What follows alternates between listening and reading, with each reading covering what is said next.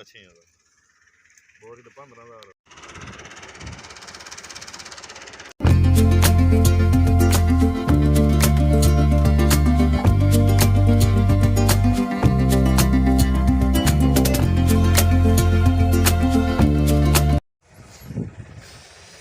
माशाअल्लाह ये गट्टू फुल हो गया 7 किलियां दे विच माशाअल्लाह बड़ी मूंगी होई।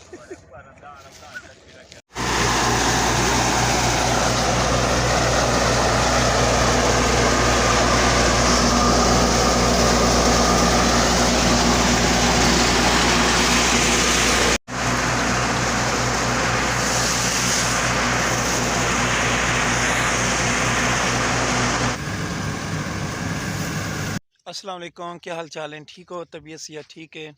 मैं सजाद से, मेरा YouTube channel Sajjad Singh vlog. आज की वीडियो शुरू करन तो पहले मेरे चैनल सब्सक्राइब कर लो। आज तुम मेरी बैक साइड दे वेख सकते हो, मैं माल चरा रही हाँ और थल का माहौल ही तुम विखावी है।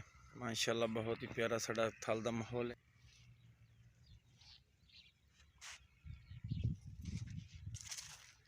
बहुत ही खूबसूरत माहौल माशाल्लाह।